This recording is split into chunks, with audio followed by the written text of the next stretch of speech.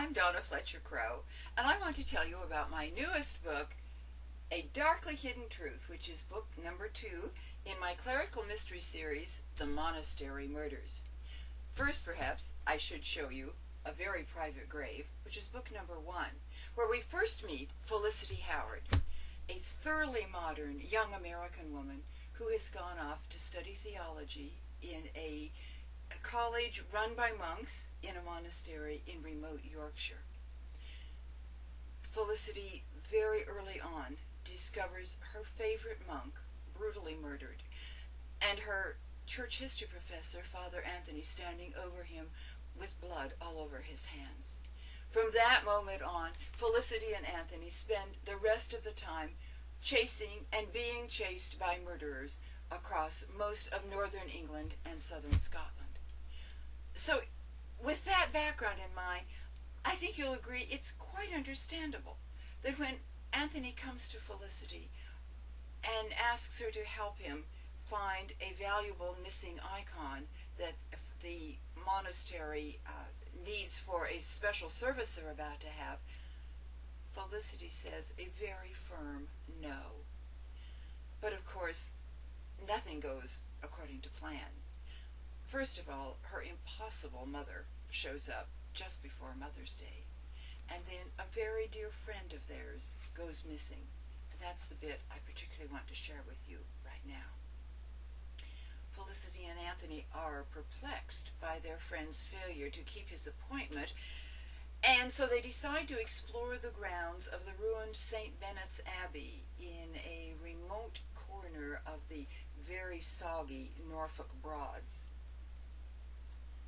An ominous rumble was followed by a single sharp clap of thunder, and the heavy dark clouds so close over their heads simply dumped on them. Felicity shrieked and ran for cover in the old brick drainage mill, flattening herself against the wall, where the inward sloping sides gave a minute semblance of shelter. Anthony followed her closely, likewise hugging the wall next to her. After a few moments of gasping, they both caught their breath, although Felicity's heart was still pounding. She glanced upward at the rain sluicing through the roofless round hole that served as a funnel to pour rain on the beaten earth floor at their feet.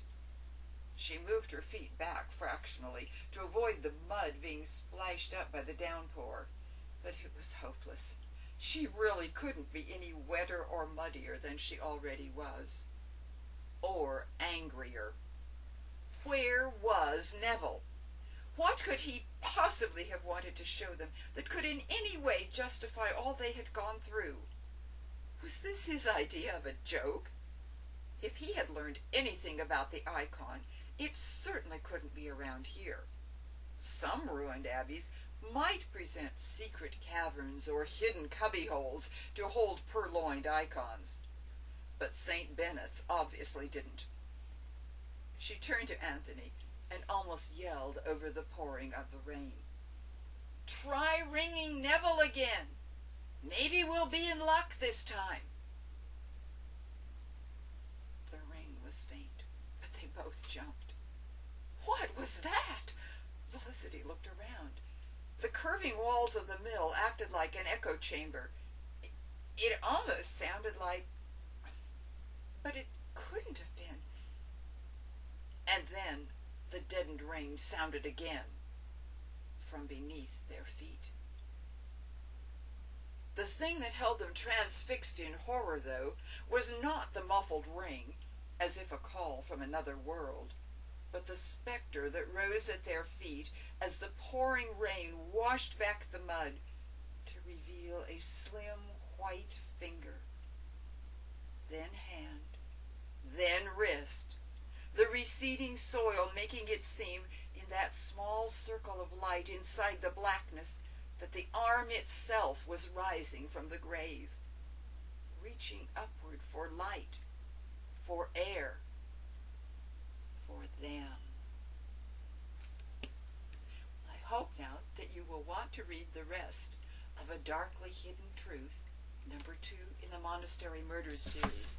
And I also hope that you will take a minute to visit me at www.donnafletchercrow.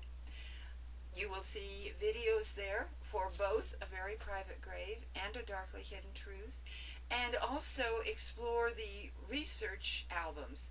It's very important to me to get the background of my stories accurate, and so I try never to write about a scene that I have not actually visited.